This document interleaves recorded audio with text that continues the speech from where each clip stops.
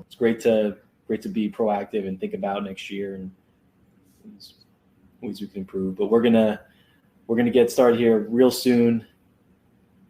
I see more people coming in, so just want to give them an opportunity just to hop on.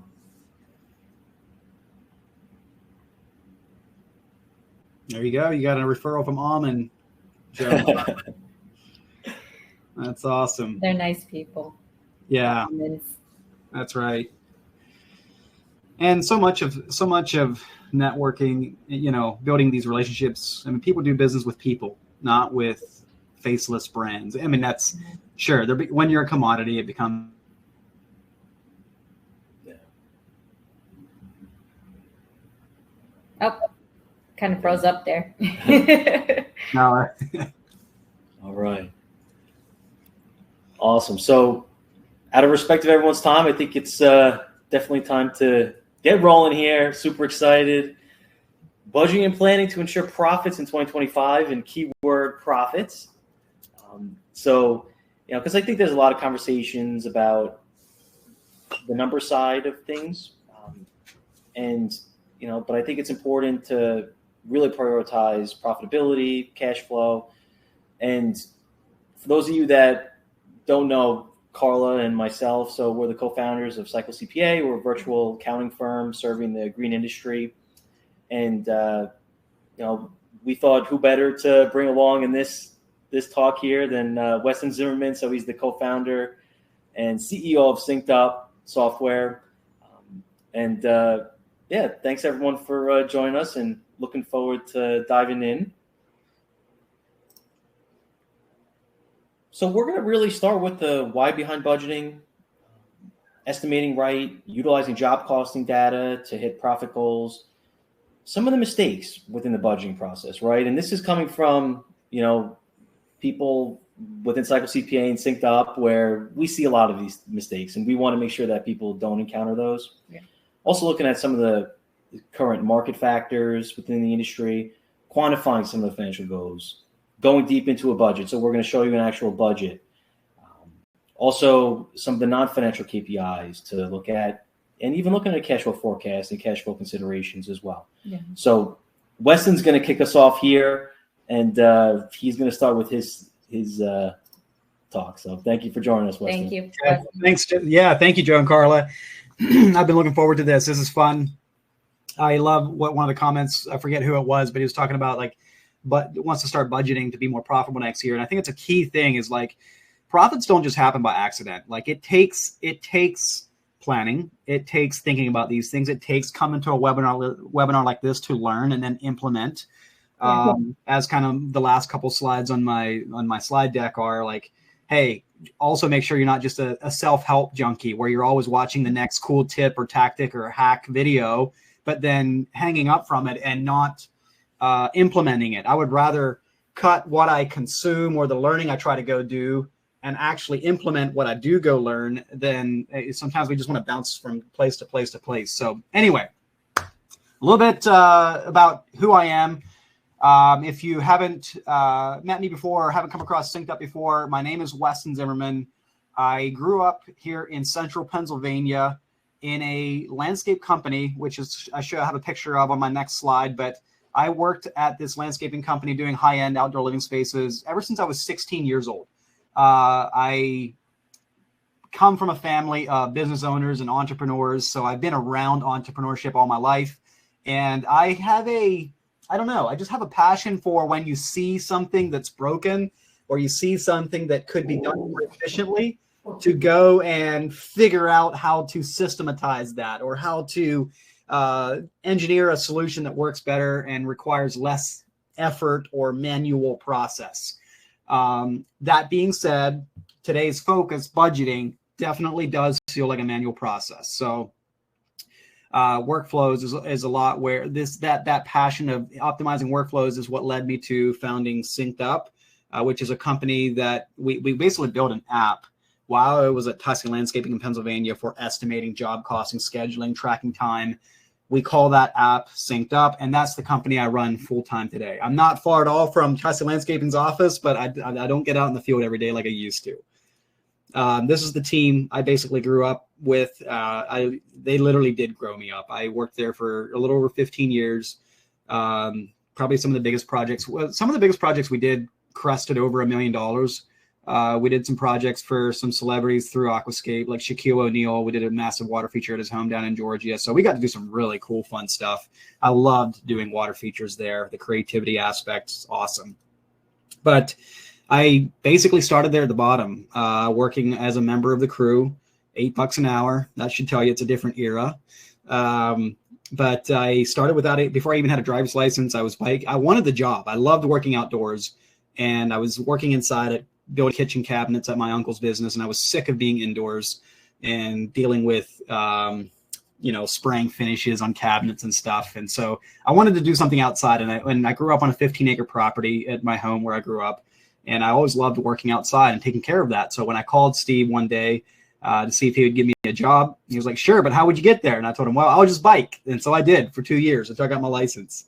But I ended up working there 15 years. And over those years, I worked my way from being just, a member on the crew to being a foreman, being the marketing director of the company, started a YouTube channel, Instagram, social media, and all that, built the website for the company. And then from there, I started building the SynkedUP app. And so here we are today. So before we dive in, I just want to have you pause and reflect for a minute what you want to get out of your session. And Joe, you queued it up already. So I'm not going to sit here for 2 minutes while you guys while you guys write this down, because you guys already did in the chat, but I just challenge you to think for a minute. You're here to consume information and to learn, but what business problem am I here to solve? Obviously, in a session titled like this, you're probably here to increase profits or figure out how to price my jobs more accurately, or, fill in the blank. But that's what I want to challenge you with, is get this crystal clear clarity in your mind of what business problem am I here to solve that will get you the clarity as you leave this session to go solve that problem, as opposed to just consuming the information. So I'm going to kick this off by describing a very common scenario that if you're a contractor selling work, you have at some point or another lived this experience. And it's basically how, let's just imagine with me for a moment. You get a lead for your biggest job yet.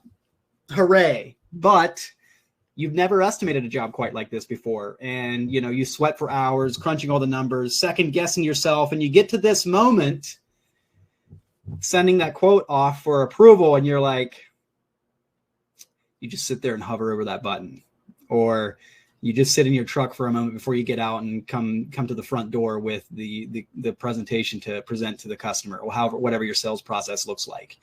And what is causing that self-doubt or that lack of confidence is when you don't know what your break even is on every estimate that you build. And when you don't know what your break even is, you also don't know what your net profit will be on that job. And when you don't know what that net profit will be on that job, you also don't know what kind of wiggle room you have to negotiate.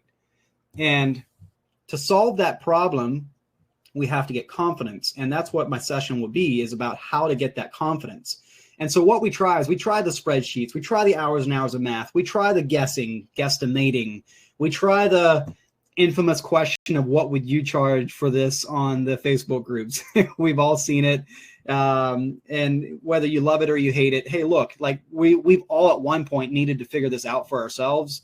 And whether Facebook groups were around when you figured it out or not, I don't actually hate on that what would you charge question. I look on that obviously as an opportunity to educate and like, hey, the truth is nobody can answer that question except for you. And the rest of this session will be about how to answer that question for yourself. And what can end up happening in this scenario that I'm describing to you is that it feels like you're reinventing the wheel for every quote. It feels like you are so easily negotiated to no profits on every job that you're selling. And this is exactly how you work your tail off all year long. And you look at your top line, you're like, man, this is awesome. We processed more revenue than we ever had before. You check your bank account, you're like, how is that possible? How can I have processed more top-line revenue than I ever had before? I have 5-star reviews. I have happy clients. We're proud of the work we did, but the bank account balance just doesn't show the results. That is why we need to build a budget. If you don't like nerdy terms like budget, just insert planning in there instead. So what does a budget do? A budget is essentially the act of telling the budget every dollar your business spends, so that the budget will then calculate what your man-hour rate needs to be, your overhead recovery markups, and your profit margin will be. Like if you spend X on fuel, if you spend Y on insurance, if you spend this on that, and if you spend this on that, like that's what essentially what a budgeting exercise is doing. It's taking all of your company expenses and doing the math to figure out, well, with these expenses, you would have to charge this amount to cover all your direct costs and your indirect overhead costs and still be left with a profit. And when you don't do this, this is where you're in Russian roulette. It's a gamble. And the result of going through an exercise like this is you come out the other side of this rock solid confident, and you do not feel those sweat bullets popping out on your forehead when you're hovering on that send button over that quote, because you know exactly what you have to have on that job. You know your break even. There's no question. And when there's no question, there's confidence. And that's what leads to not underselling yourself. It's so easy to undersell yourself. If you don't have that confidence, you will undersell you. We all do. It's just if you don't have something to fall back against, you're going to fall back. So, Joe, did you say you had to play this thing on your end? I have a short little video here to kind of visually describe the mechanics of what I'm talking about and why it's so important to actually have a budget behind you. Okay, so I'm going to explain what I mean by fixing the math on your pricing as simply and visually as possible. So I'm going to start by, we've all done this. We've all been guilty of this. Like, what are the other people charging? What's the, I'm not as bad as the cheap guy in town. I'm not as good as the expensive guy in town. So I'm just going to plot my pricing wherever I kind of feel, it's about right. And it's just simply based on my own perception of my own self-worth based on what other people are charging, which is not good. You can't stay there because your costs go up, your price doesn't go up with that, you're in trouble. You look at your bank account, there's no money there. A slightly better way of doing it, it's also a common way of doing it in the contractor world, is 50% gross profit margin. Basically, you take your direct expenses of material and labor and you double it to come up with a 50% gross profit margin. But what that is not taking into consideration is your overhead expenses, like your trucks, your office admin, your marketing. So what can happen is your direct costs stay the same, your overhead grows, and it literally stretches your price up to the point where, man, you're not even covering your costs to be in business. That's where it can get you into trouble. This is exactly what happens when you work hard all year long. You open up your bank account, it's November, and there's $2,000 in there or whatever. Like, there's not enough there to make it through the winter. This is the number one reason that happens. The overhead grows as your company grows, but your pricing doesn't go with it. What you want to do is base your pricing on those three elements together: direct cost, overhead, and your minimum net profit.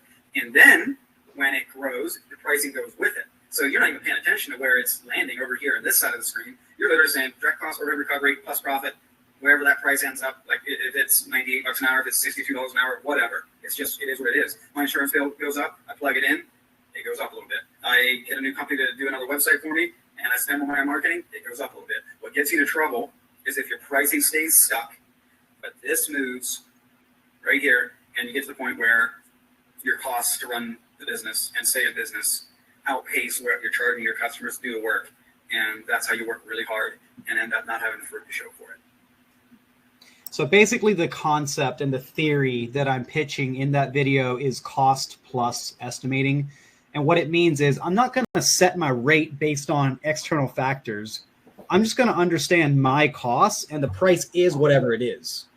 And if I don't like where that cost plus method gets me, well, then all that I have to do is figure out how to be A, cut costs, or B, figure out how to be more efficient or produce more work with the same costs.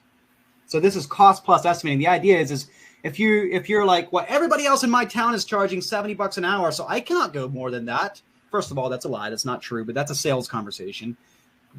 B, you might have direct costs and overhead costs that put you at $80 an hour, putting you at a $10 negative. And this is why you have to go at this from a cost plus perspective.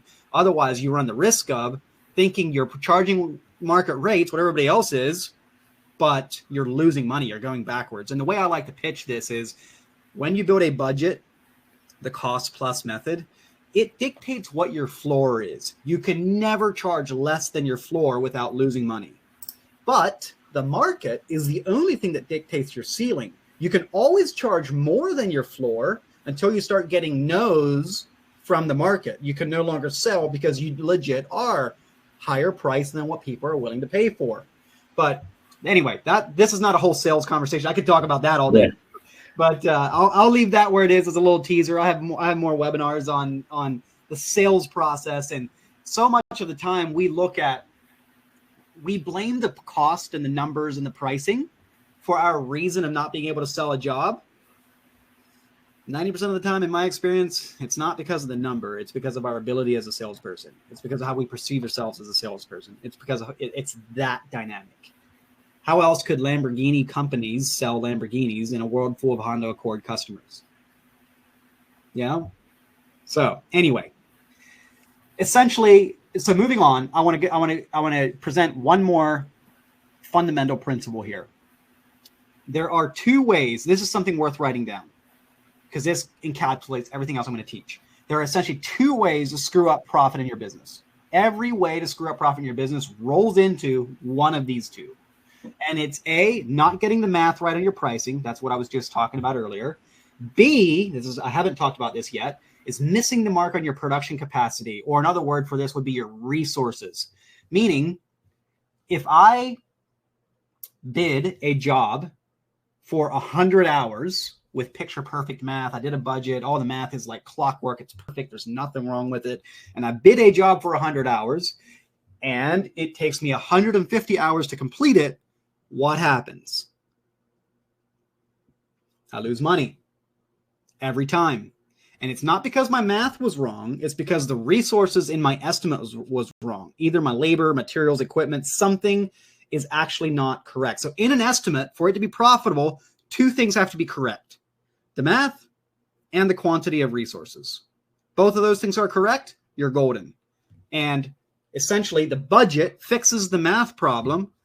Job costing, the comparison of estimated versus actual numbers on your job, can help you fix the resources problem. Because when I job cost, I realize, oh, I bid that job for 100. It took me 150. I found that out during job costing.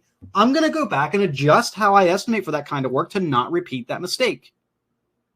So essentially, all ways of losing money roll up to what I call the profit triangle. You knock out any one of the legs on this triangle, you're not going to have predictable profits. So just keep in mind that the rest of the stuff that I'm talking about is mostly focused on the first problem, the math problem, which is solved by the budgeting. But there's also this other portion over here that I'll just leave as a teaser. There's other resources out there that I'll give you links to later about the job costing and how to think about that to make sure that your estimates are not susceptible to this problem as well. Once you have this concept of this, now I'm going to show you how those two play together in what I call the know your numbers flywheel. So when you do the act of budgeting, that will produce the accurate math for you to do your estimating with. But we're not done yet because I could have estimated that job for 100 hours and it actually took me 150. So what we have to do next is we have to track the resources going into every job. This looks like clocking in and out, allocating timesheet hours to a job, not just like payroll, right? This looks like every receipt has a job PO. It's just that simple. All hours and all receipts get tagged to a job PO all the time, every time. When you have that, you can then do job costing, which is the act of comparing estimated resources versus actual resources. That's where I'm going to find out that it took me 150 hours, not 100, and I'm going to loop back to my estimate and adjust the resources I'm calculating in there with my correct math. And because I've fixed both the math problem and the resources problem, I am golden, or I'm as close to perfect as I'm going to be able to get for my next estimate. But if you do not discipline yourself or make it a part of your non-negotiable company culture to track hours to jobs, track receipts to jobs, you are literally flying blind. So what this looks like, just using screenshots, is I build the budget. The budget is then producing the math. that helps me price jobs correctly from the math perspective. And this is what job costing looks like. And I use that red, green, yellow right there to tell me, oh, this is where I went over, this is where I went under. And that helps me create a more accurate estimate next time. There's just some more blown up screenshots of what the budget looks like inside of the SynkedUP software. I'm just going to come through these because what I want to teach more is the principles that's happening behind these screens. But I'm just going to pause on this screen for a moment and just show you. So this is a screenshot of me building an estimate inside of SynkedUP. And what I want to highlight is all these columns over here on the right. Can you guys see my cursor? Is it visible? No. No. Okay, so my cursor is not visible. So all these columns on the right where it says cost plus tax, break even, total cost, profit, price, total price, all those dollars, that's all pertaining to the math problem. The budget is informing my markups and overhead recovery and profit percentages to correctly calculate the math on this estimate. The quantity column and the list of items in this estimate is the resources component. So I could be using correct math, but I could screw up the quantity of any one of these things on this estimate, and it could make me lose money. So both of these have to be right. So this screenshot shows in what it looks like in real life, basically what items do I need, what resources do I need, and what's the quantities of them, which is a separate subject entirely from the math, the markups and overhead recovery I need to perform on those resources to arrive at a profitable price. And up in the very top right corner, you can see that my net profit is at 19.91%.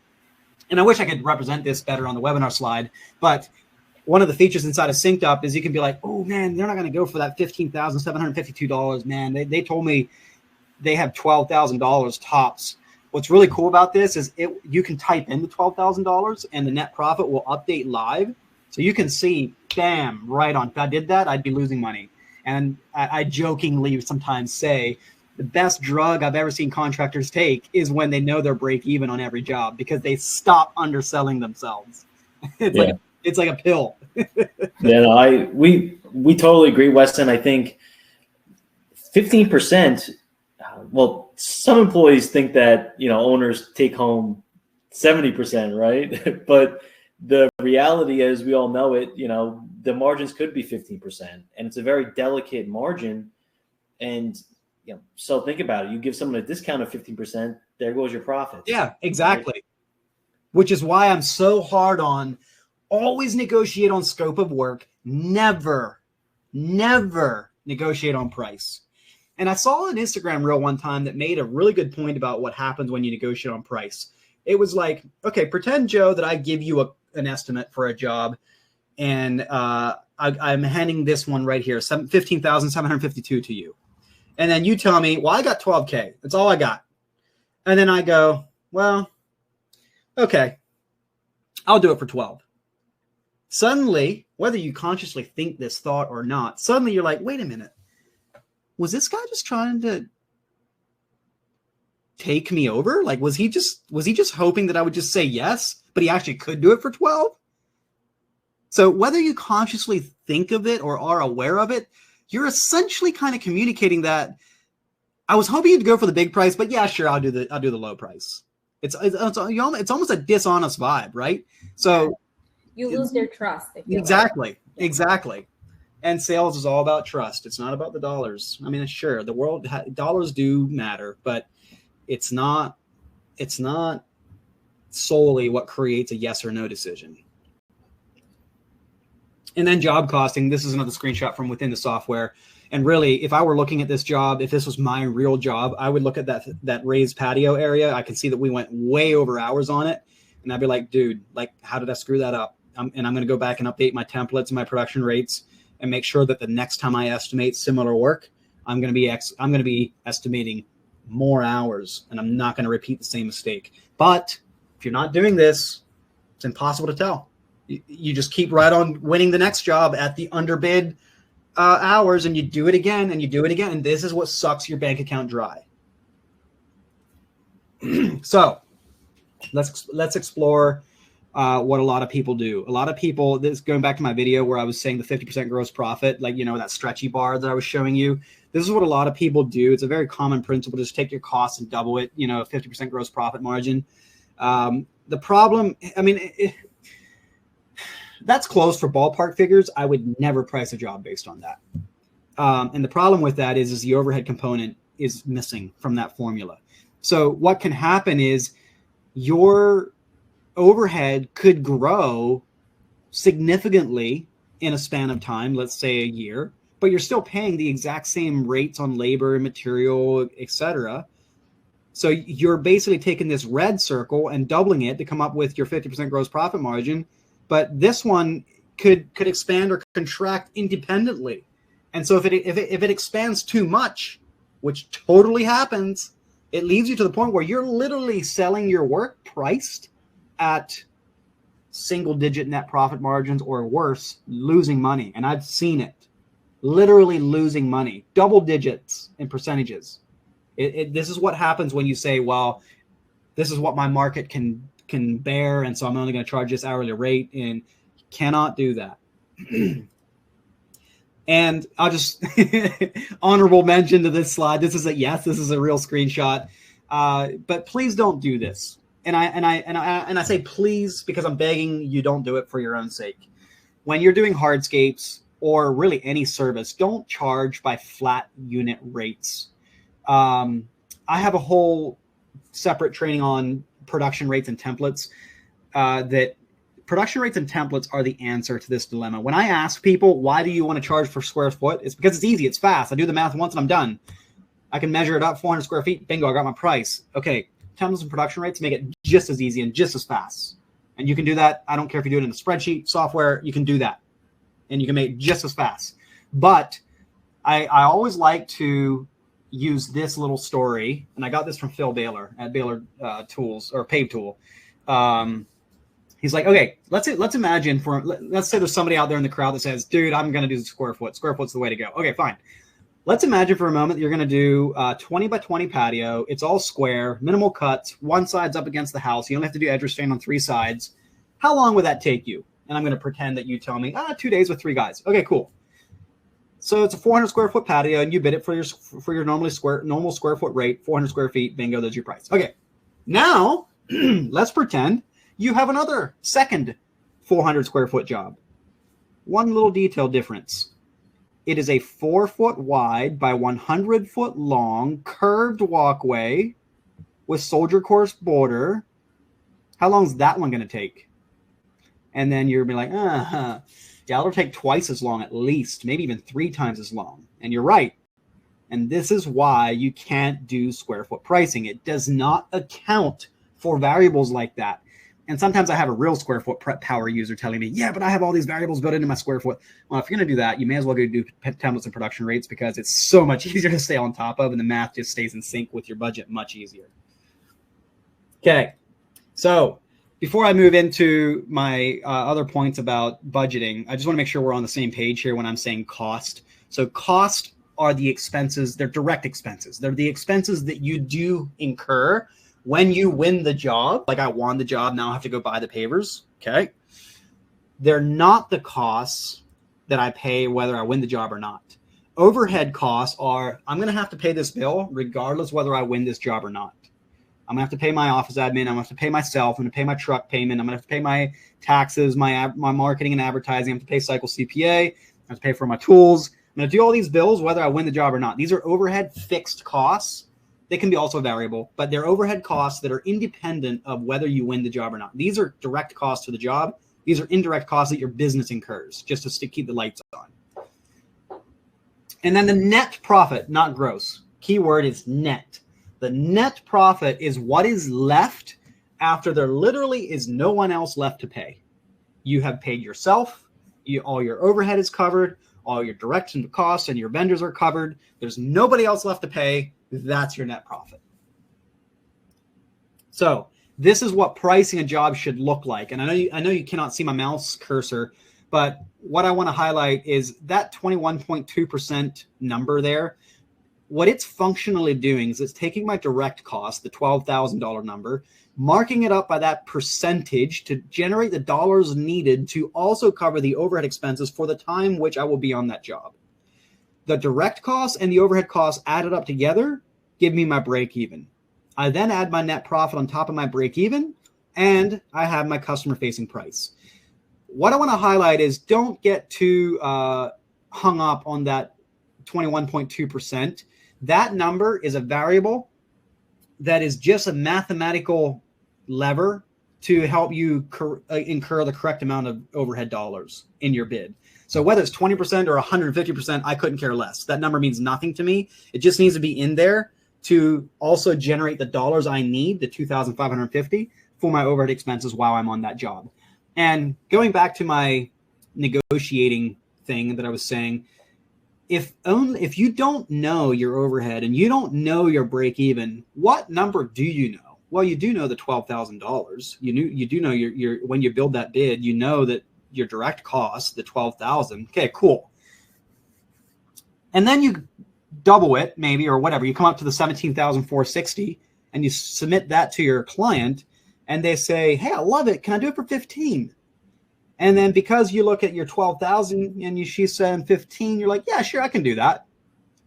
But your true break even on that job is 14,550. If you had known that number, you would not have sold the job for 15. You're basically working for free.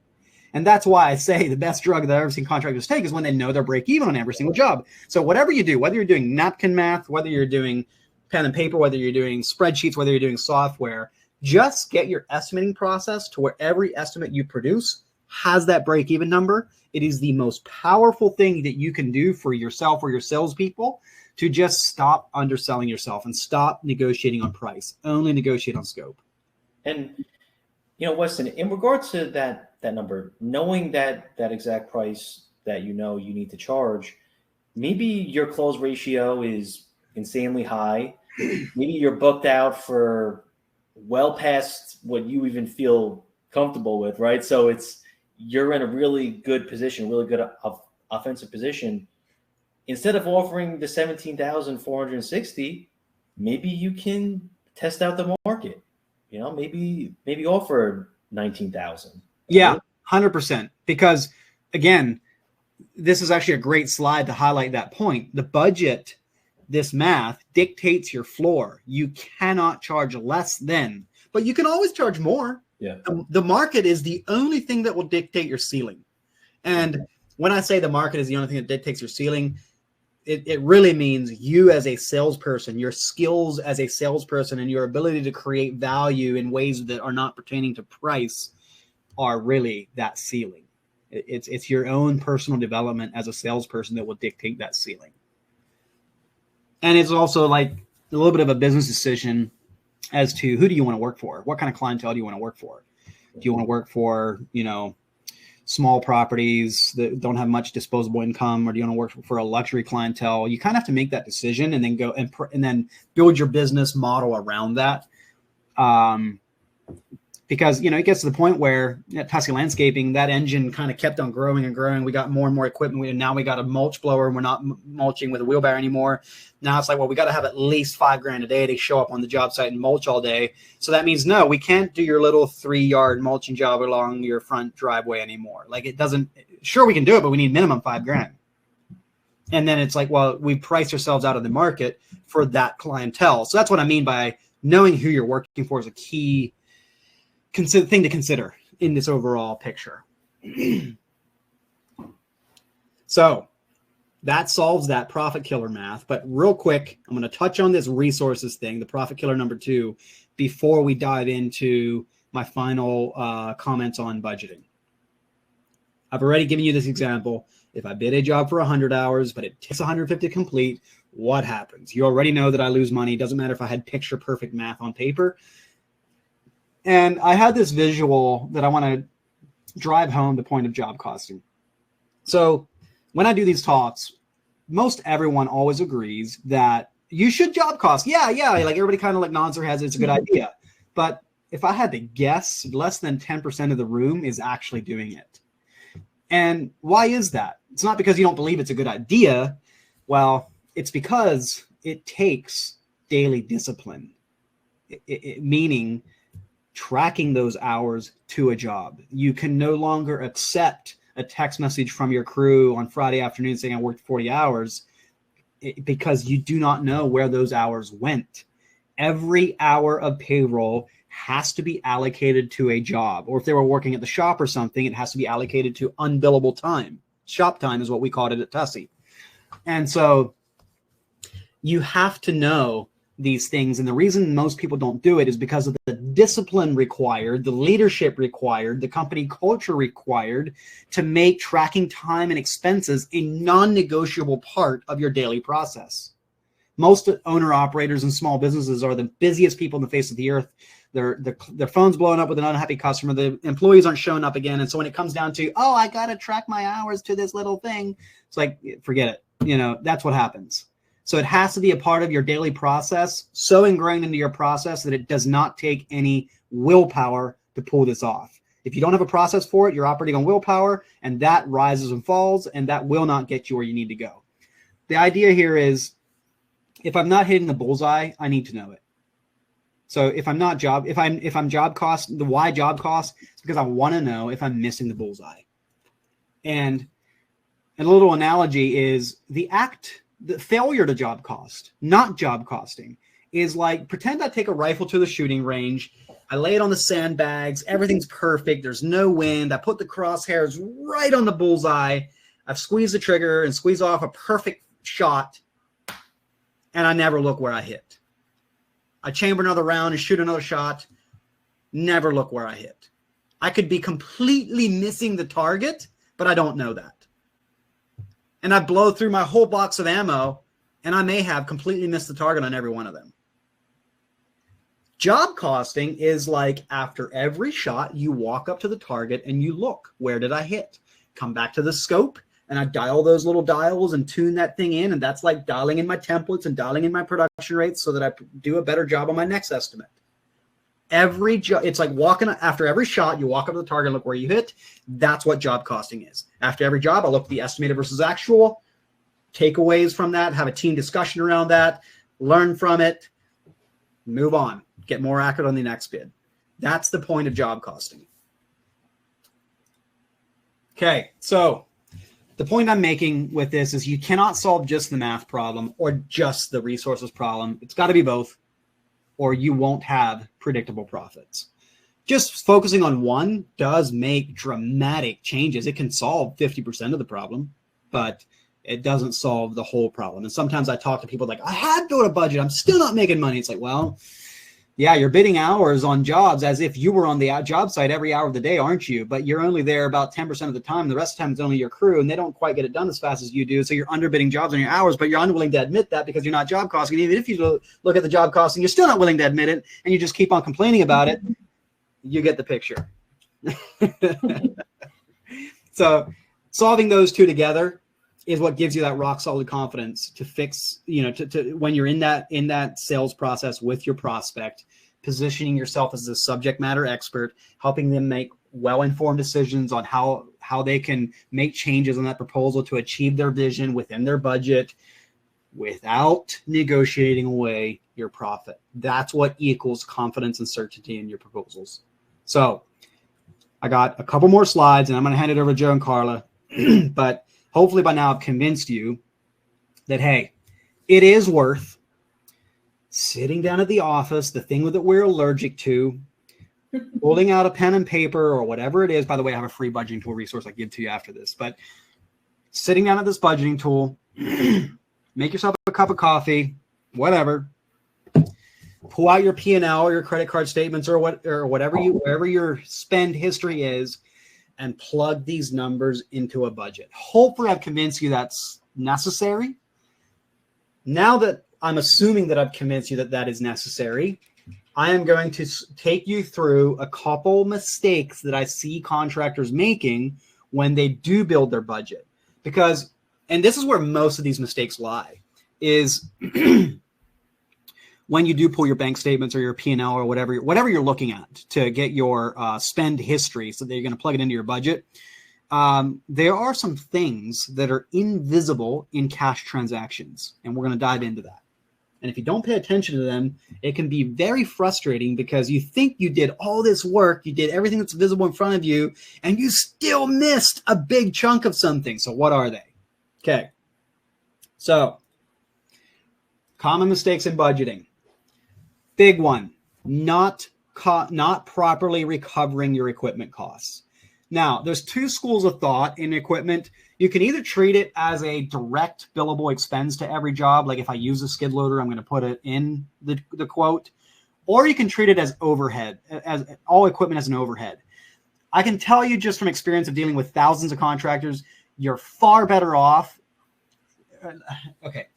It's far easier to not have human error in putting your equipment in overhead. It's a much simpler system that is much easier to do right and not mess up. Why?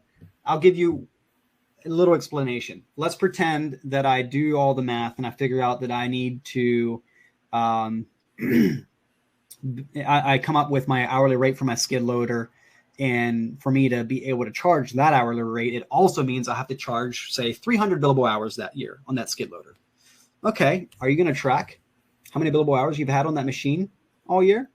And what happens when you get to the end of the year and you've only billed 175? It means you've been undercharging per hour all year because you only billed 175, not 300, and now your cost of it. That is why, that is the corner you can back yourself into when you treat equipment as a direct expense. Some people feel strongly one way or the other. I'm not trying to change your mind. All I want to help you do is see the pros and cons of each method. They both have pros and cons and help you make the decision that's best for you. And if you're just wondering, well, dude, help me just KISS, keep it simple, stupid. Tell me what the easiest one is. It's overhead. And I'm going to explain what that looks like. So often in equipment, when people are building budgets, I tell them, hey, okay, let's put all your equipment expenses in. And they're like, well, that skid loader over there, it doesn't cost me anything because it's paid for. All I got is repairs and maintenance and fuel. Yeah. That piece of equipment is costing you money. It's called depreciation. And let me run you through a little mental exercise. You buy that machine, I'm just going to use easy numbers, at $100,000. You plan on keeping it, and let's say you paid for it in cash. So you had 1 year where you had a $100,000 transaction out of your bank account, and you paid for it in cash, okay? Now, year 2, 3, 4, 5, 6, 7, there's no cash transactions, no expenses coming out of your bank account for that machine. So it does feel as if it was paid for, and it's not costing you anything, but it's not true. And here's the mental model that I'm going to use to describe why that is. I paid that machine in cash, 100 grand. I keep it for 10 years. I go to sell it so I can replace it with a new one, and it's only worth, I'm going to say 20. So the difference between 100 and 20 is 80K. That machine depreciated 80K in the 10 years that I owned it. Divide that 80K by the 10 years, and you have $8,000 a year of depreciation.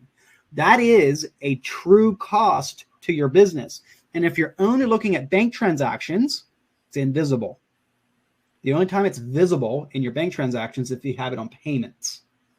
If it's not on payments, it's invisible. And what I want you to do is put all of your equipment into the budget, and you essentially put in 3 numbers. What did I pay for it? Or what am I going to pay for it when I replace it? How many years do I anticipate on using it before I replace it? What's it going to be worth when I need to sell it so I can replace it? Those 3 numbers will tell you exactly the depreciation cost per year on that piece of equipment. And you do that for every piece of equipment you have, regardless whether it's on payments, whether it's been paid for in cash, doesn't matter. Fun thing, which I'll get into in a future slide, I even like to do that for equipment I haven't bought yet. So, second mistake, not documenting every penny of overhead. How many of you have ever tried to do a household budget on personal finance? And how many of you have ever spent less than you budgeted? It's almost like the conversation usually goes something like this.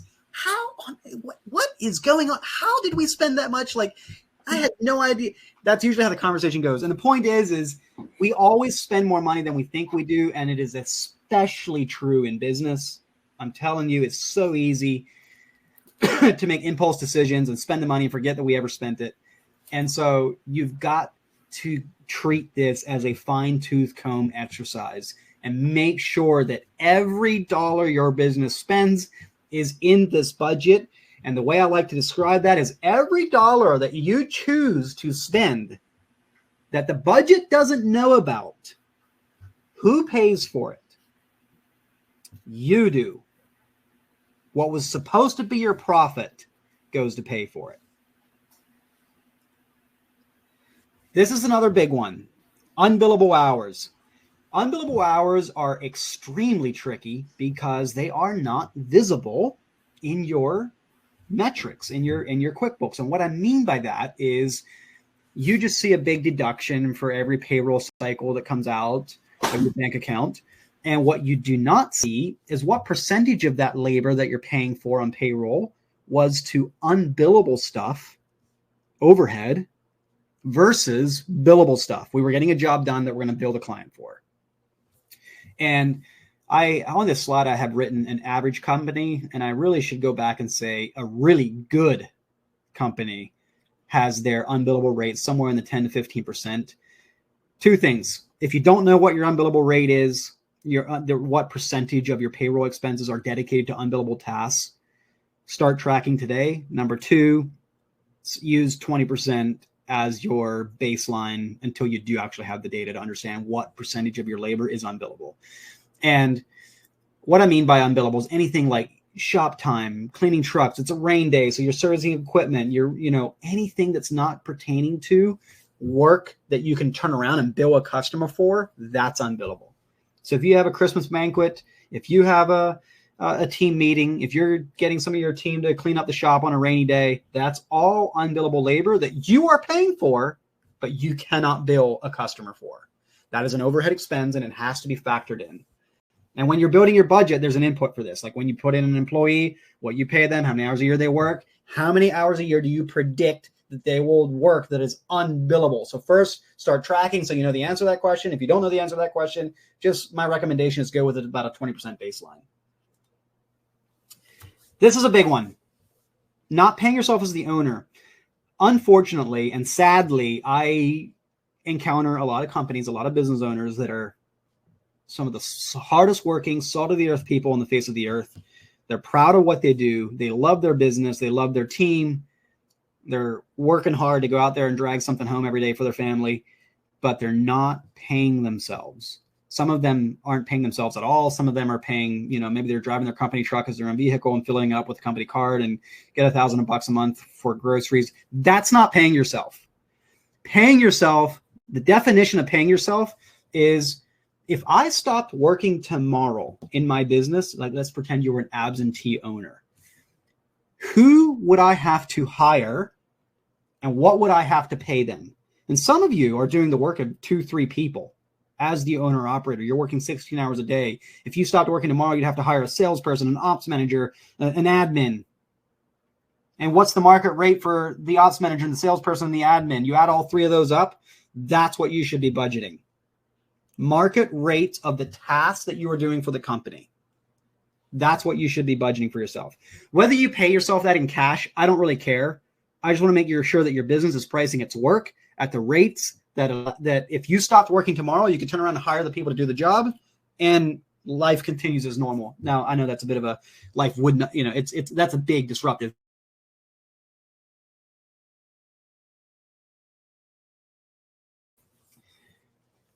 If you're not, or if you feel any resistance to anything I just said, then why are you in business? In our society that we live in our economy we live in here in North America, you could go dedicate your business owner skills to a job and easily make a 6-figure salary.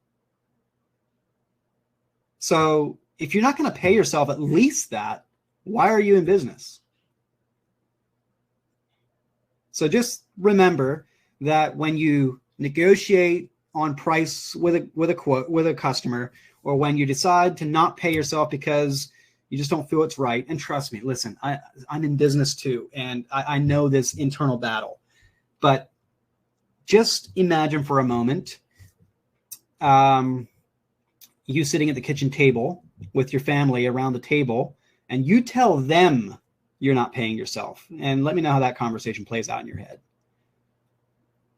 And the point I want to drive home is you have to pay yourself. If you're not, you're not, okay, here's the point. If you choose not to, you're not just robbing from yourself, you're robbing from your team because you're not investing into yourself, and you're robbing from your family, not just yourself. Okay, this is one that can catch people not updating your budget regularly. So what I mean by this, okay, remember what I said about every dollar your business spends that your budget doesn't know about? What was supposed to be your profit will go to pay for it. This is basically that slide. And so what you could go through all these exercises here in December coming up, over the Thanksgiving holidays, you could sit down and do your budget and feel really good about it. But next April, May, you're out there cranking work out and selling jobs on that budget, on those rates that you built in December. And how many of you are paying the exact same expenses 6 months later? Which direction do they always go? Yeah, they always go up. Sure, you can cut expenses here and there. Absolutely, you can. But the point is you have to stay updated to this, because every dollar your business spends that your budget doesn't know about, you pay for it out of what was supposed to be your profit. So what I recommend is do a deep house cleaning on your budget once a year, but check it and update it monthly. What does that look like? It literally means going to my bank statements or my P&L, wherever my history is with my spend, and just checking that line against what I have in my budget, checking fuel against what I have in my budget, checking marketing against what I have in my budget. And anytime insurance went up, okay, let me adjust that number in my budget. That's what it looks like. So I think this is my last slide of the mistakes, and this is my favorite one.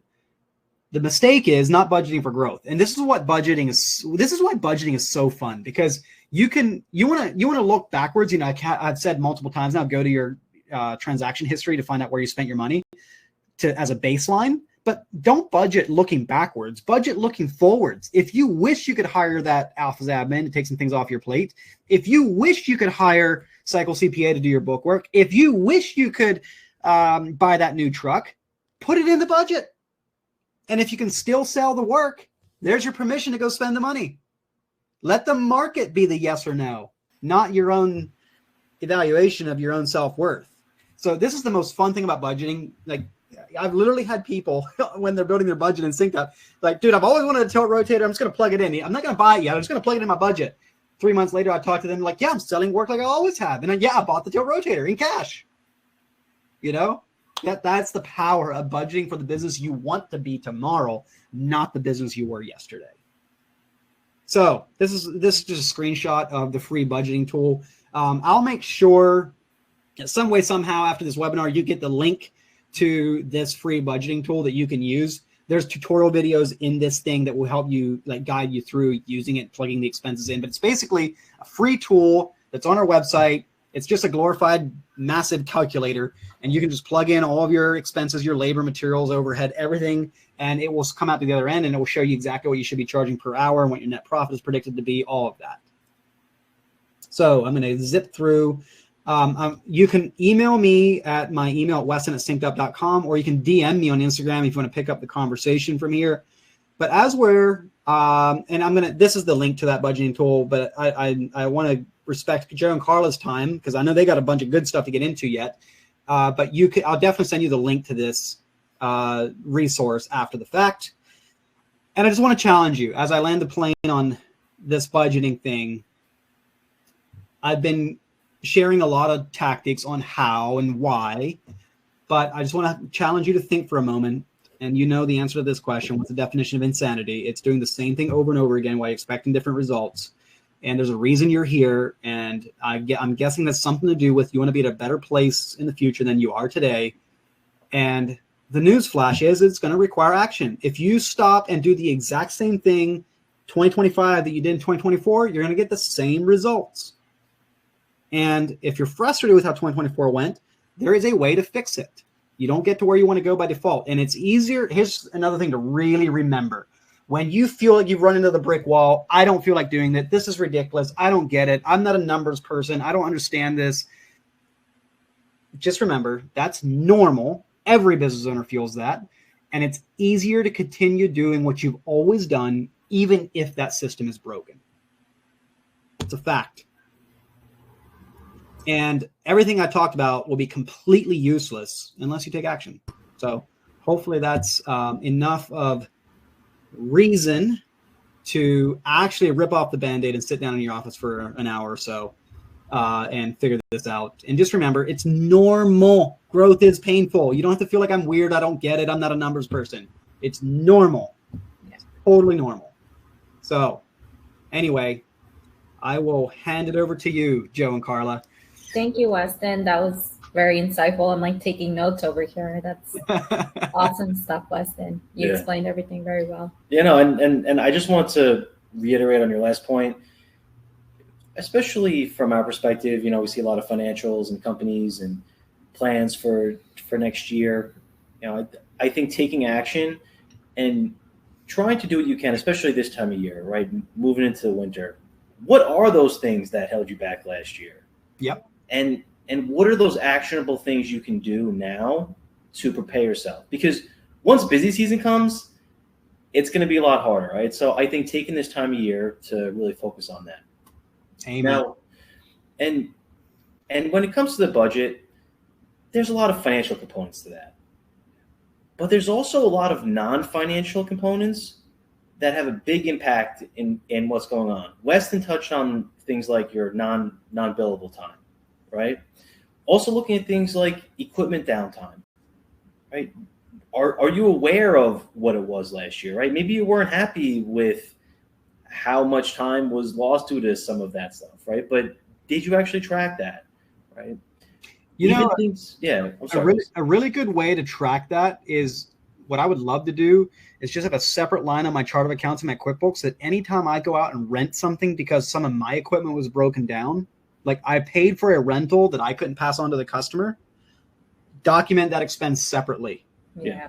Under equipment rental. If I go rent a piece of equipment because I need it for that specific job, that's a different story. But anything I'm soaking up and I'm not passing on to the customers because my equipment broke down, keep that separate. Yeah, absolutely, Weston. And I think for each aspect of the company, there's going to be those non-financial KPIs, right? So maybe it's sales, right? You have total leads, close ratio. Maybe it's on the field labor side, right? What is the turnover there? How does the company need to prepare? Customer attrition, weather downtime, right? So being able to incorporate all of these KPIs and using this to help with the accuracy of your budget. Sales, right? So top line, revenue. It's great to be optimistic, but you also want to be realistic. And that's very important because you don't want to put yourself into a position where you think that you're going to hit a certain revenue mark and it's not supported by data or other metrics. And you thought that you can spend a bunch on expenses, right? And so it's going to increase the risk, right? So when it comes to sales and top line, what are things, as you're thinking about next year, can we do upsells or cross-selling, right? You're not having to spend additional marketing dollars a lot of times to get upsells and cross-sells. So that's going to really increase profitability. More of that's going to go to the bottom line. 100%. I'll just inject there. One of the best ways we did that when I was working at Tussie is in the SynkedUP app. Like you could see all of the line items on the original proposal that were rejected. And when I got assigned to a new job as a crew leader at Tussie, the first thing I would do every time I got a new job assigned to me was go look at those rejected items. And then once we kicked the job off, I would suggest the exact same thing that they had suggested, kind of like by accident, Yeah. And in my best year, I sold over $300,000 worth of work as a foreman. I never went on a single consultation. Wow. That's awesome. No, it's and we're gonna talk about that too in regard to just incorporating the whole team. But that's a perfect example, Weston. And going back to, I guess, the planning aspect, especially with the revenue and kind of what you're going to be projecting, looking at the historical data, using that, right? Because that's going to tell a story as well. Also, a big thing here is how confident are you that you're going to be able to solve some of your bottlenecks that you've encountered or maybe you expect to encounter next year. And an example of that is recruiting, right? Maybe that's your biggest bottleneck right now. How are you actually going to solve that? You can ramp up marketing spend, prepare your whole entire company, but if that one bottleneck isn't solved, then it's going to prevent you from reaching your top line sales goals. So really trying to figure out what are those potential bottlenecks. Also, price increase. That's the fastest way that you're going to really see an impact on your profits oftentimes. And I know a lot of people say it, right, when you listen to podcasts and different things, just do it, right? And let the market be what really governs, how many people will end up sticking with you and accepting bids and stuff like that. And then even when it comes to your growth plans, just understanding, okay, what did the average company grow by, right? So it's anywhere between 5 to 11%, depending on what you kind of focus on. So kind of using that as the barometer as well. Yeah, and I hopped on a phone with a bunch of business owners this year that were, unfortunately, they told me, hey, like, I stopped using my budget because our expectations were so unrealistic, and now like the budget has no value to me. And I feel that we're so far into the year that we shouldn't go like back and like re-update everything. And like, that's what we're trying to like prevent here. It's like, I've heard that line so many times this year. So I just want to put that out there. And I know like from an accountant, of course, I'm going to say that, but it's true. It's what I heard. But I just want to make sure that that budget stays valuable to you and you can track it and it's going to be accurate. Yeah. And I think a lot of accountants will also tell you, yeah, it's not about revenue. It's more about the bottom line profits and cash flow, which is true, right? But on the other side of it, revenue is extremely crucial, right? And it's important to hit those marks in order to recoup your expenses. And we've been seeing in a lot of markets throughout the country, there's some markets where there's just population growth and different things like that, companies are able to kind of ride that wave. But overall, we're seeing a decrease, in work. We're seeing companies having to work a lot harder to get work, right? So, and here's just one example of many where looking at SiteOne, right, and kind of seeing how well they did, right, after COVID, and it's kind of coming back to, kind of a level where, like I said, I think companies are, having to make certain adjustments. Yeah, it's even lower than pre-COVID levels, So less people purchasing. And then also Weston gave a definition of the direct cost, and we want to kind of dive into some of the major components of it. Really looking to, okay, how was the productivity in the field, right? And to start looking at field labor, right? That's a big metric, which is really going to drive revenue and profitability within the industry. If people are working efficient in the field, that's going to put you in a really good position to make high profits, right? It's really one of the number one things to kind of focus on. And when you're planning out for next year, just understanding that, okay, we might need to just build in, maybe a 3-4% increase to their pay rate or their salary, just to kind of keep up with what the economy is showing. Also, as you're thinking about next year, what are some incentive programs you can do, right? Maybe it's variable pay. Maybe you can tie their work more instead of based on, okay, how many hours they're going to work and overtime, maybe instead based on bonuses, pay for performance. Also using, as you're thinking about scaling, understanding, okay, if you're going to increase revenue by, let's say, 500,000 in this example, and maybe you work in a hardscape company and 15% of your revenue goes right to paying field labor, now you have a bucket of around 75,000 that needs to be allocated to that direct labor. So understanding those rule of thumbs. Improving your training, right? Recruiting might be tough, but do what you can that's in your control as much as possible, right? Training systems, building those up. Also, additional benefits, right? Maybe HRA, which is a health reimbursement arrangement, which basically is a reimbursement towards if, you can have your team, they can find insurance through the marketplace and you can reimburse a portion of that, right? It's a flexible option to help you get started on, providing benefits to your team. Yeah. And one of the things is like, okay, why are we talking about like,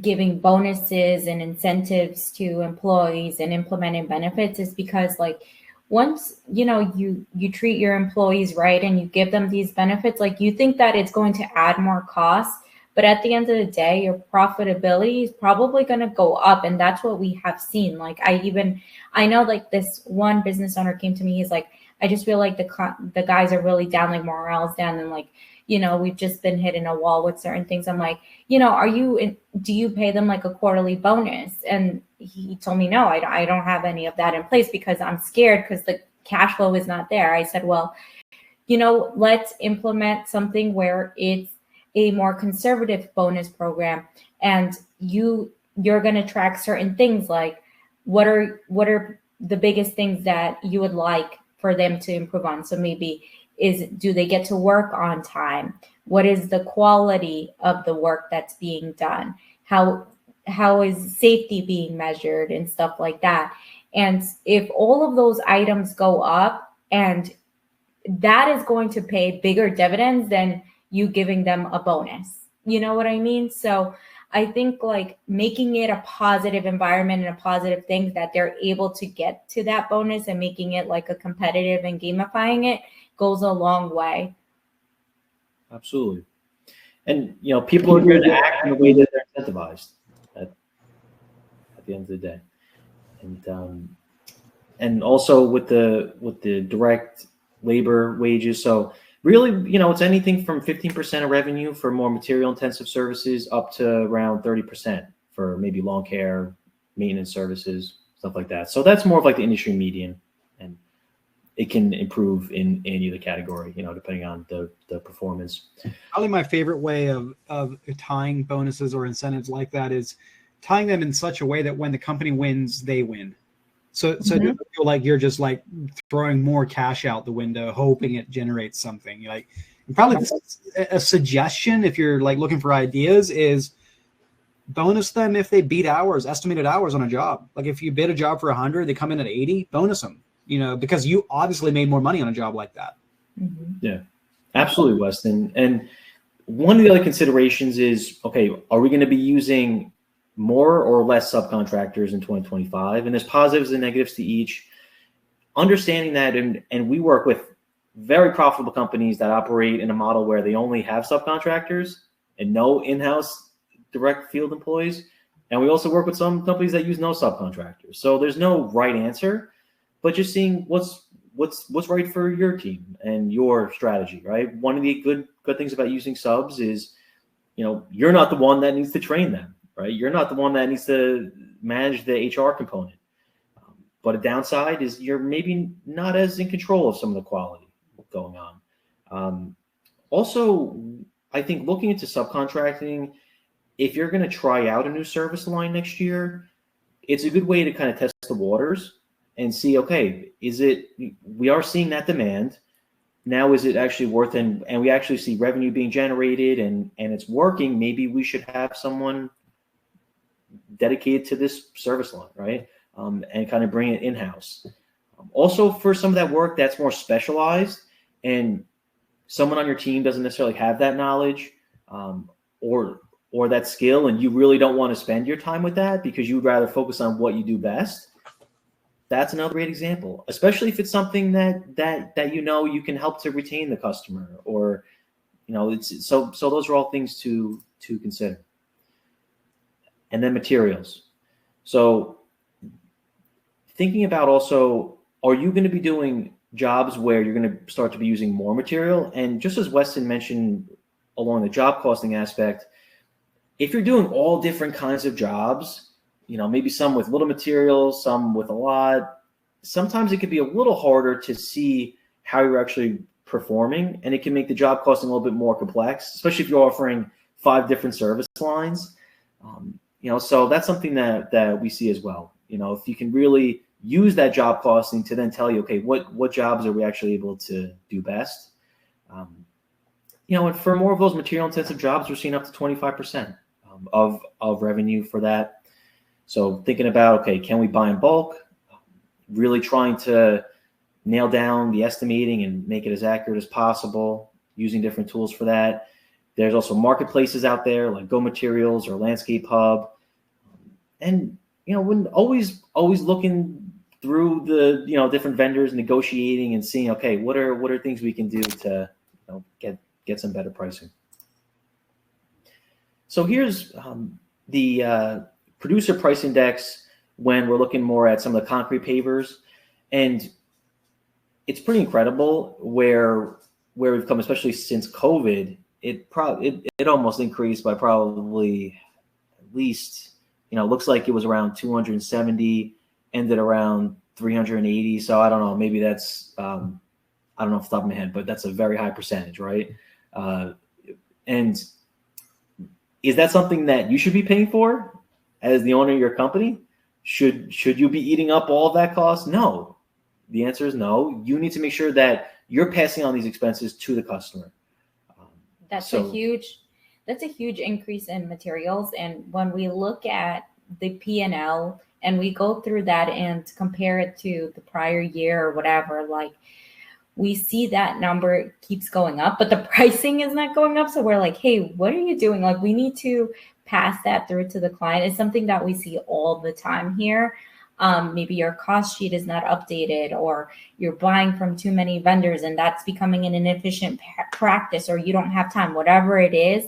It's not something that you want to let pass by, because it's so easy to update that and to be on top of it. And it's an easy fix, right? Yeah.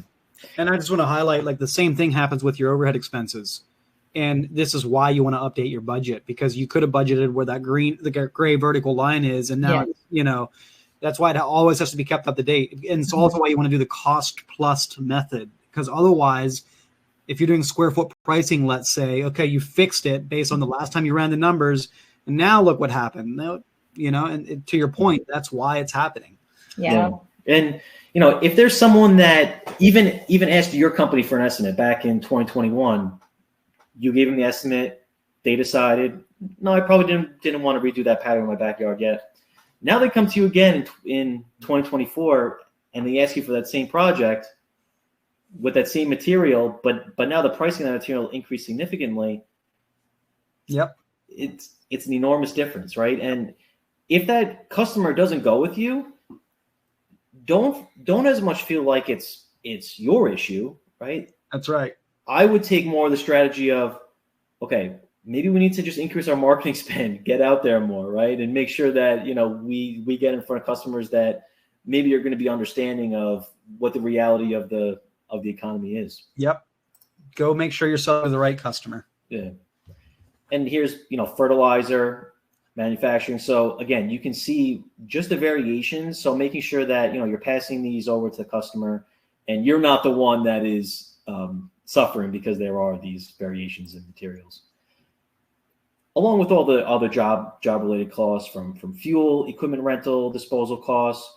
And these are things, as you look at what happened in 2024, don't be unrealistic with these as well, right? If you think one of these is going to decrease, why is that, right? Is it because of something that you've already implemented or that you are going to implement, right? So trying to really be realistic what the goal is with those as well.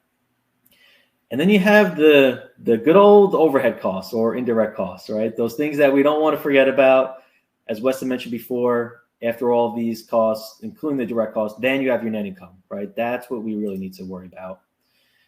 And one of the biggest things there within your overhead is marketing spend, right? And it's important to always tie marketing not only to top line revenue, but also to your net profit, right? If your marketing spend increases, you want to make sure that ultimately you're getting a return on your net income, because then that's what you're going to have to then invest back into the company for growth. And this is a quick demonstration in regard to, you have 2024 numbers here, you have 2025 goal, and your marketing spend last year was $70,000. This year you want to spend an additional $80,000 on marketing,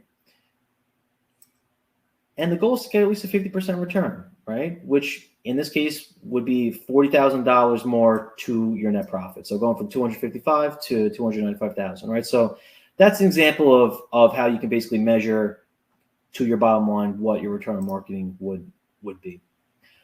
Another overhead expense, investment, is software, right? SynkedUP is one example, but we encourage everyone to find software for things all throughout your company, right? There's softwares that can help in a lot of different aspects.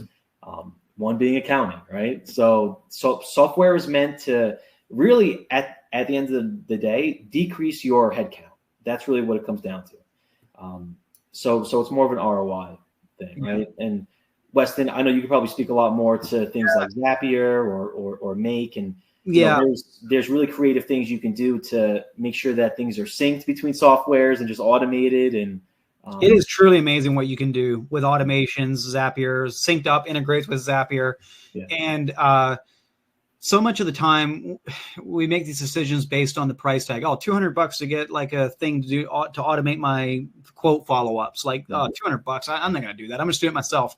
But systems and processes are tremendously valuable, and software makes it very easy to take plug and play systems and processes that someone else developed over years of hard work, and you can just plug and play it into your own business. And like, I'll just give you one example of one angle of a proof of ROI. Most of the SynkedUP users that come in here cut their estimating time spent on producing estimates, by 90%.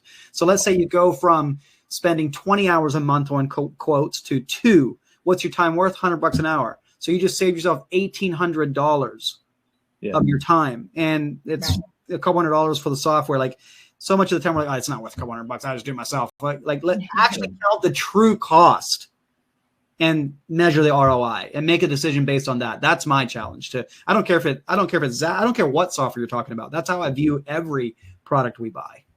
Even Stripe processing fees, like credit card processing fees. Sure, we spend crazy amounts of money on processing fees, but the flip side is I'd have to hire somebody to go out there and collect all those checks and process all those payments. It's way cheaper to pay the processing fee. Absolutely. Yeah. And that's why it's key to understand that there's some things within your expenses that, sure, it might look like if you just remove it or reduce the cost that it will actually improve profits. But at the end of the day, you have to remember more of, okay, are we getting an ROI on this? And is it actually going to actually hurt the company a lot more than that? Amen. Some of that stuff is not super visible in numbers, Yeah. And marketing is another perfect example of that too. Marketing investment. Now, facilities expenses, right? So think about route density, right? How close is that location to the rest of your customers? Can any of your team work remote? So instead of having to get a building that's a certain size, can it be reduced size, and can some of your employees actually work remote? Also taking ego out of the equation. Your goal should not be to have the biggest shop in the world, right? Your goal should be to make the most profits in the world. So understanding that, also, okay, can we utilize some of the space to help store some of the inventory, right? If you're going to be purchasing things in bulk. And then also, taking advantage of some of the temporary structures, whether it's shipping containers. We see companies even having housing for some of the H-2B workers. Also make sure that you have a separate LLC for the real estate as well, just for liability purposes. Keep into account also all of the additional costs of a space, right? Just like the difference between if you rent somewhere versus live in a house. Yeah, your mortgage is a certain amount, but there's still a lot more expenses and a lot more cash outflows that you have to experience rather than if you're just renting something, right? So understanding all of those costs. And then are there ways to generate income? And here's some examples, at the bottom that some of our clients do, whether you're leasing out part of the property to others to generate extra income. We even have a client that has a farmer's market at his property. Also advertising billboard, if you live near a highway or something as well. Repairs and maintenance, right? So it's not the funnest thing, right? When your piece of equipment, a truck gets, you have to experience some downtime, but this is something that you want to track as well. Make sure that you have preventative measures in place, right? You have a schedule set out and that you're proactive about this. It'll be huge. And, but focusing on this stuff instead of being reactive is going to be very helpful. So as you plan out for next year, think about, okay, what is our plan? How are we going to organize things better? How are we going to train our team better to utilize the equipment the proper way? And even on just the maintenance tasks that need to be done on certain pieces of equipment. So all things important to keep in mind, because this doesn't make up a large part of your revenue, but those incremental changes in some of these items, it could add up, right? So really trying to change your mindset with that. Overhead salaries. This is probably going to be your biggest overhead expense, right? So the biggest mistake companies make is, oh, wow, I'm so busy, or my administrative team, we're just so busy, right? Instead of throwing other people at the problem, or instead of just throwing bodies at the problem, as some people say, first think about software, think about changing up the process, right? Think in those terms, right? Do we need to make a change in the system? And ultimately, what a lot of that comes down to oftentimes is the wrong people are doing the wrong tasks. So if you have a management level person, they shouldn't be doing data entry. If you have an entry level person, they shouldn't be doing things that require some of that advanced knowledge and different things, that they may have to understand. So for a more material intensive company, we're seeing an industry median closer to 9.3. If you do more of that maintenance, less material intensive work, it's closer to 10.2%. Depreciation, Weston touched on this.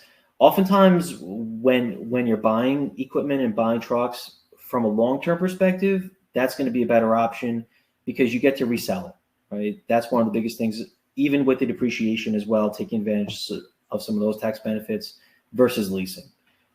But leasing can also be good, right? Because you get to, especially for short-term cash flow, different things like that. So there's benefits to each.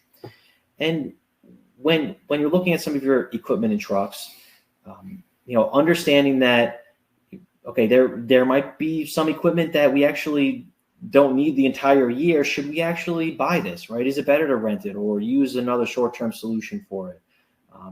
Understanding things like maintenance and downtime, right? How is that going to affect your operation as well? So, buying that used piece of equipment might be good in the short term, but long term, you might actually spend more on that. So these are all things to consider, especially looking back at 2024 and seeing, okay, how were things with our repairs and maintenance as an example, right? Or, what is the return that we're getting on our current fixed assets and different things like that. So considering all these with, when you're looking to make those decisions. And as a whole, all your overhead expenses, there's a positive to being, or I should say, really, you don't want to be too lean because then you're not going to be able to support your operation. But you also don't want to be too excessive because then your employees might get too complacent, right? And you're going to have other issues within the company, right? So it's really understanding and tracking these items closely, and as Weston mentioned, making sure that you're recouping these in your estimating. Yeah, so we're going to plan to improve cash flow. So whenever I talk with a business owner, I'm like, okay, what's your accounts receivable process? And then they look at me like I have 3 heads. And I'm like, no, I don't want to sound like too technical about this. It's just like, what do you do if a client's not paying you? What is your collections? Like, how many times do you reach out to them? Is it phone call, email, text? What's your policy? Is it after 30 days, the invoice that goes due, you stop services? Do you call them first and tell them you're stopping services? Do you email them? Like, this is all a process, right? And making a standardized process, and if you're doing the accounts receivable, great. So then that's your process that you're going to follow. But if you have someone else in the office that needs to follow up with clients once or twice a week, phone call, email, and check on statuses of payment, they're the ones that update you, hey, it's been 30 days since Ms. Jones paid. We're going to cancel services because I already called her 5 times and left her a message, right? Those are the kind of things as a business owner you need to be aware of, and you need to put a process in place, because then you're going to run into cash flow issues. You're not going to meet your budgeted goals, right? And, one of the things that I see is like, oh, but how do I track this? I don't have anywhere to track this on. What you could do is on a QuickBooks Online, you can pull your accounts receivable report, and you can export that report to Excel and just have your administrative worker, put columns next to it and put little updates for you every week, and you can meet with them weekly, right? That doesn't require additional expense software, nothing. You're just pulling it in an AR report from whatever software you're using. and you're looking at that, because receiving cash flow in, if your average cash flow comes in 30 days, that means that people pay you on average within 30 days versus like them paying you within 60 days. That makes a huge difference with cash flow, because you want to match the money that's coming into the account with the money that's coming out. You're paying your employees right now, right? You can't skip a payroll or else you're going to have huge problems. So you want to make sure you're receiving the money that you set out for those bids on time. And with the accounts payable side, one thing that we do for our business owners, and I'll just use one of them as an example, is we pulled their vendor listing on a QuickBooks Online for the year through date. I think it was through the end of September, actually. And we see, okay, where they spent the most money. What vendor did they spend the most money in as far as materials go? Okay, so we diagnosed there was this one vendor, they spent a few $100,000 with them a year. So what we did is we took this report and we went to the vendor and we had a meeting with them and we said, listen, this is how much we spend with you a year. Right now, your terms with us are 15-day terms. We don't want to move this business anywhere else, and we feel like we've been a loyal client to you. We pay you on time. But if you expand it to 30 days, it will make our life easier as far as cash flow. But not only that, we're projecting that we'll be able to bring in more jobs the next year. And that's where you can come in with your budget and show them, hey, this is going to be my material cost forecasted next year, and this chunk could be yours. We can help each other here. But if you just take that simple report, your budget, and come to prepare it in a business meeting with these people, a lot of the time they're not going to say no, and they didn't. And you'll say, okay, well, 15 days, that's going to make a huge difference in this particular business's cash flow, where it'll free up that time to be able to, reinvest back into the business, just have more of that next egg saved as well. Another thing is for planning in the upcoming year is managing debt. I know a lot of people have been asking about, okay, like I have a lot of different loans right now that are out. Maybe you have 5 to 10 loans, but it may be more efficient to roll up those loans into one consolidated loan and get a better term and a better percentage as far as interest on those loans. And this upcoming months may be the month to take advantage of that as well.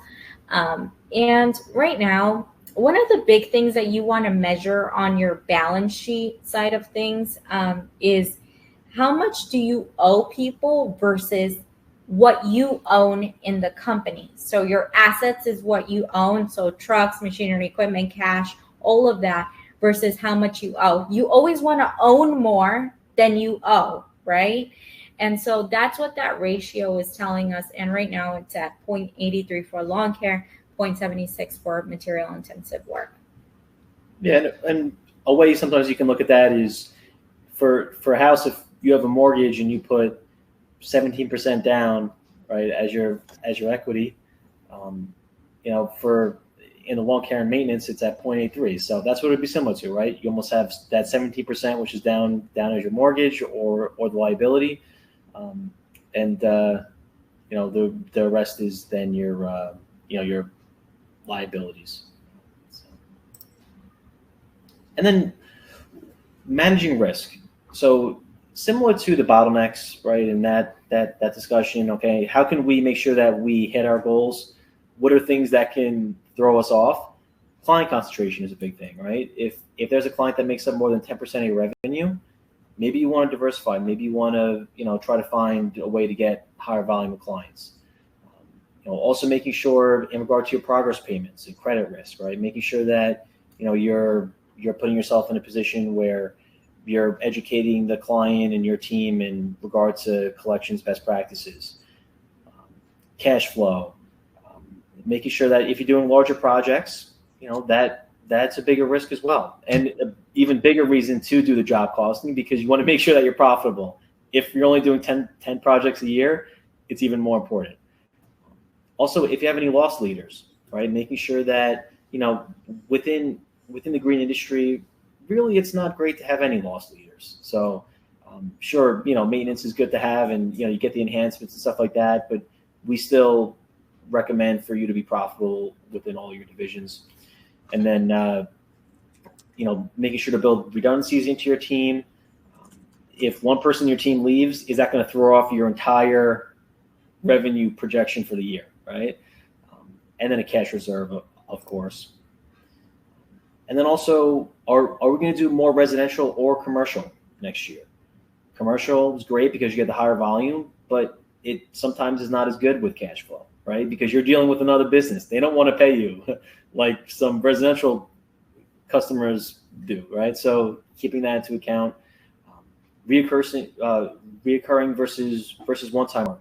Some companies, I know a company that has operations down in Florida, but they're in the Northeast, and the only reason that they have that is just to keep that cash flow throughout the year. And then also seasonality, right? Keeping all these things into account and having a cash flow plan. So here's an example of a cash flow forecast.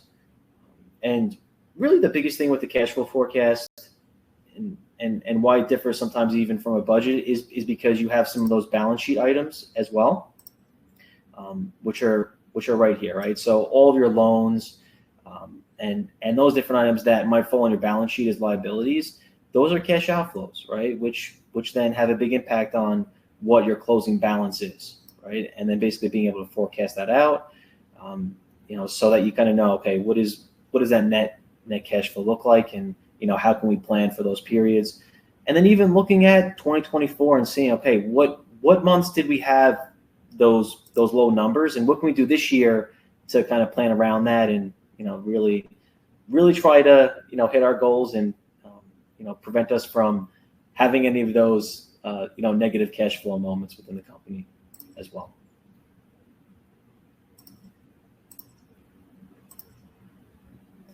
And then also making sure that you're involving your team, and that starts with education, right?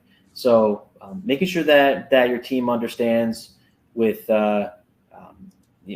that your team understands how their role impacts the company and the cash flow and the profitability of each aspect, and turning things that may sound financial and accounting related into things that your team will understand. Okay, how many projects do we need to complete in order to hit our goal? Instead of telling them what that revenue goal is, tell them how many projects need to be completed, right? So trying to really think in terms of, okay, how can we get our team on board with some of these goals as well? So I know some people have been writing down some questions throughout the webinar, but if you have any, definitely now is the time to ask away. I saw some people asking about the recording. I'm guessing you'll email the recording out after the fact. Yeah. Yeah. Nice. I was catching up a little bit with some of the questions in the Q&A panel. I think there was one in there for, okay, there's actually a few more in there. There was a question about 50% gross profit margin. It's like the question was from Susanna asking, using cost plus perspective, would gross profit percentage goal still remain at 50? And I answered it, well, kind of, maybe, roughly. But the gross profit is it serves a purpose, but a different purpose. I actually, in the context of this discussion we're having today, I want to pay attention to net, because I've seen companies with 50% gross profit make no money. Like they're in the single digits net percentage. And I've seen companies with a 30% gross profit make good money in net profit. So gross is a metric to tell you a story from a different angle. But in what we're talking about, like working hard all year and wanting to have cash left over, that's net. And so whether I'm at 60 or 40% gross, I don't really care from that in the context of this discussion.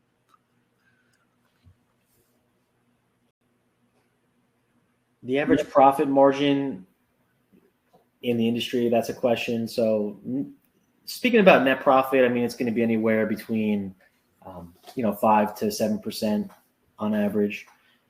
And then unfortunately, your net cash flow, after all all liabilities as well is almost closer to like a break even a lot of the time. So which again is a reason why to focus on the numbers, because you don't want to be working for free. Yeah, you don't want to be the average. You want to be above that. And when we help people build a budget, we don't let them project less than 10% net. It's just too razor thin.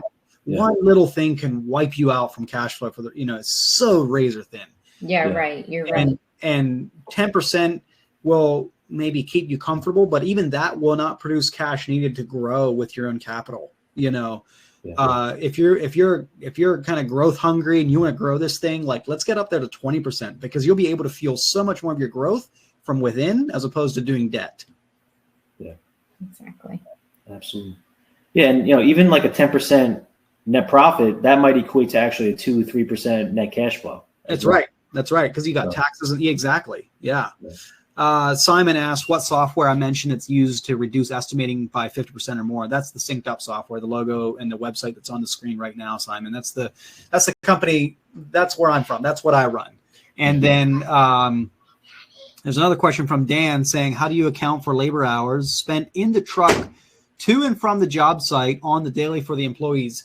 And before I give you my opinion, I'll just say there's not really one right or wrong way to handle this. What does matter is that you pick a way and then stick to it. Be consistent so that your reports actually mean something. And it's not like, well, sometimes I do it this way, sometimes I do it that way. You can't do that. You got to pick a way and then be consistent. And the way I personally view that is drive time and logistics go to the job that we're working for. So even though I leave the shop at 7 a.m. and I go to a vendor and pick up material, by the way, I shouldn't do that, but that's a separate conversation.